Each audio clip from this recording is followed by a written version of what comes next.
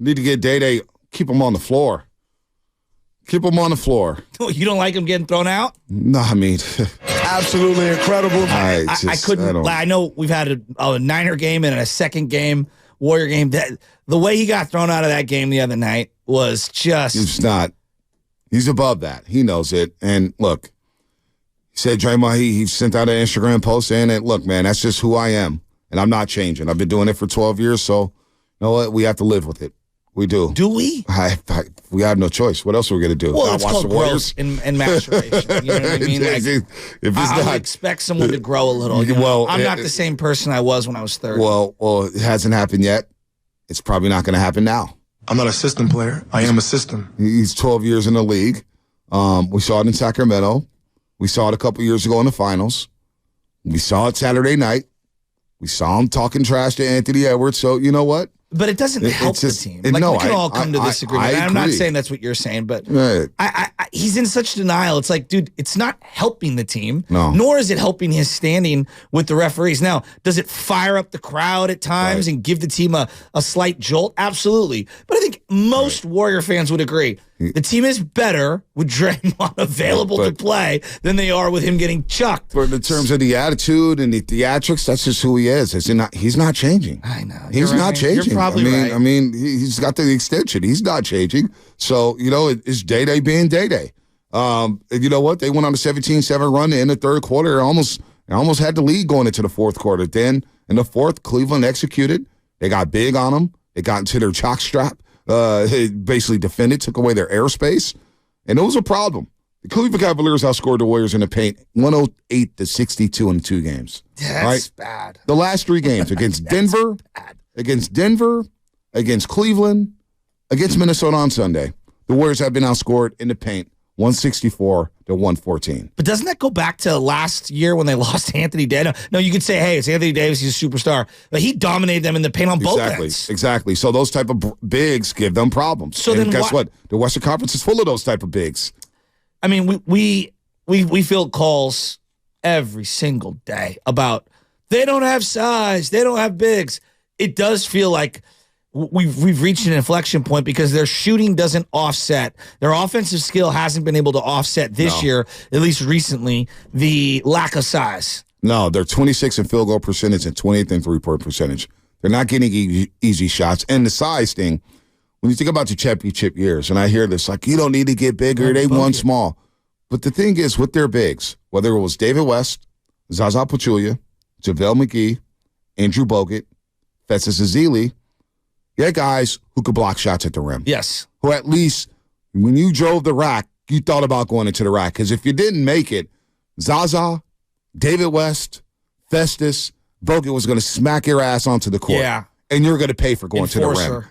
They don't have an enforcer down low right now. They just don't. Did you see that Johnny Kuminga tries to go up for a dunk, and Rudy Gobert met him at the rim? I mean, to sunned him. Look, I know a lot of people don't like Rudy Gobert, and I know he's getting paid a lot of money and all this. I respect that dude. He goes up, like, he'll get yammed on, but he goes up for the block. He doesn't go up for the, I'm not saying the block as in block charge. He goes up to try to swat your shot. I don't know. There's a little part of me that actually likes him the more and more I watch him. And he also mucked up the game by doing this. Despite Draymond Green shooting 45% from 3, if you watch that game, and you watch it closely, Rudy Gobert said, go ahead, Draymond, shoot the 3. Yeah. Go ahead. And they started playing him just like Anthony Davis does, just like some of these teams where they say Draymond Green will give you 15 feet of space, go ahead and shoot it, and give him the Tony Allen treatment. We're back to that again, and that's going to muck up the offense even more if Rudy Gobert is able to just sit and camp in the paint and not defend Draymond Green. Watching Draymond late in that game, like, comes flying down the court, stops on a dime, he's wide open, and then he, like, pivots and does the shovel pass to a double-teamed Steph Curry, like, bail me out, bail us out. And it's like we're asking Steph to do way too much. And then, again, I'm looking at this team right now, B, and I'm trying to find solutions. And one of the solutions, at least before we go outside, I'm looking internally.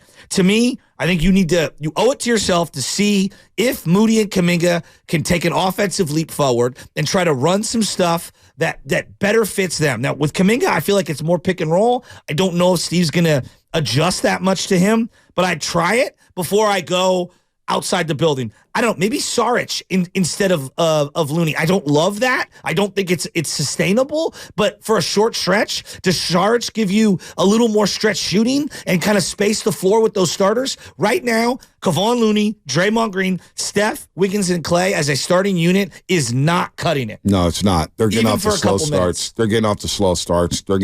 It's just not good enough right now. But you know what? Teams know the Warriors' age. And other teams know that, they can't stay in front of us right now. They just can't. And you know what I noticed Saturday and Sunday, actually? Watching the Cleveland Cavaliers, and they weren't afraid of Draymond Green. They were talking that talk, and they were coming at the Warriors. I mean, they came at them. They took the fight to them, and they really just took the air out of the crowd. And then you think about Sunday. Jonathan Kuminga went to the basket, looked at Naz Reid, and Naz Reid said, "Boy, get out of my face." These other teams no longer fear the Warriors anymore. They just don't. And that was something that they had. Even 2 years ago, when Steph was coming down, you had the third quarter runs, and everybody, oh boy, here come the Warriors. Damn it, we lost. You would just watch the opponents just mentally just give up and say, we got no shot against this team. Clay's bombing. He's got a pool party going on. Mm-hmm. Crowd's going crazy. Remember Jamal Crawford was talking about, man, you even got the DJ sneak this in you with the music that he's playing. These teams are coming in here. Minnesota, Cleveland, and even Denver with the way they guarded the Warriors in that game Thursday. They don't fear the Warriors anymore. Now that fear factor's gone, and they're saying, they're mortal. They're back on our level playing field. Because of the foot speed, because of the quickness, because of the body movements, because of the lack of creators offensively, because of the lack of the inability to play point of attack defense to keep your man in front of you. These teams are getting 2 feet in the paint. They're going to the rack at will. That fear factor, I noticed that over the weekend. Nobody wanted to talk about it, but the fear factor is now gone for these opponents. Because no one's in their prime but Wiggins. I mean, who on this roster? I don't think they fear anybody. That's the entire team. But who's in their prime? That's what I'm saying. They don't fear this team anymore. The fear factor's gone. That's something they had mentally, that mental edge against opponents. When they walked into Chase Center, they knew they were getting rolled. They were like, damn, here comes the avalanche. It's over. I mean, it's tough for me to, equate 5 years ago to 2 years ago. So I don't know what point are you talking about? You think 2 years ago they still had that fear of people? Absolutely. The Warriors, even last year when you walked into Chase Center, team still had a little bit of fear with the Warriors. The Warriors won 33 games last year chasing her. They're 33-8. 33-8 at home. So what was it last year? Because it's relatively this similar roster. You don't have Jordan Poole. You got a lot of youngsters. Is it decline? Well, I'm just saying, teams coming into Chase Center. They see That's basically what it was. A player? They see vulnerable team. It's a team, not players. Not a player. It's a team that's vulnerable. Well, I mean, like right now, again, it feels like Steph and the others.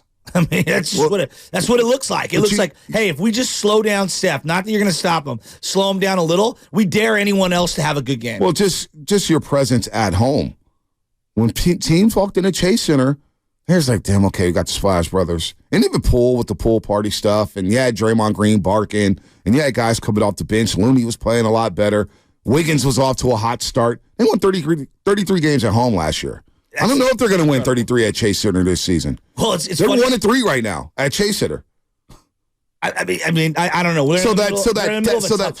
So whether it's 5 years ago, 7 years ago, 2 years ago, last year, I'm just watching teams walking at Chase Center, and they're feeling very comfortable. So what's the biggest difference between last year and this year then? I just think the mental edge. I think teams now know, watching that film in the playoffs, if we make Clay put the ball on the floor, they can't run their offense. Wiggins, they don't fear him right now. They're going at him. Yeah. They're going at him. So I just think their starting five that was so good last year, 2, 3, 4 of the guys on that starting lineup are all depreciating, and people are looking at them as I never bought into the whole best net rating with the starting unit. Okay, I didn't buy into that because you look at the Sacramento series, or you just look at the playoffs last year. 13 games, the Warriors switched their lineup up 6 times. Yeah.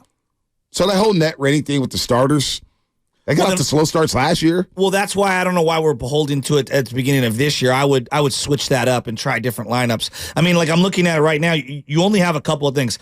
Either Dre sits to start the game, Looney sits to start the game, Wiggins sits to start the game, or Clay sits to start the game. You're starting Steph, right? So it's one of those other 4 guys. I'm looking for solutions. I don't know. I don't know. Is it GP2 to get you some perimeter defense?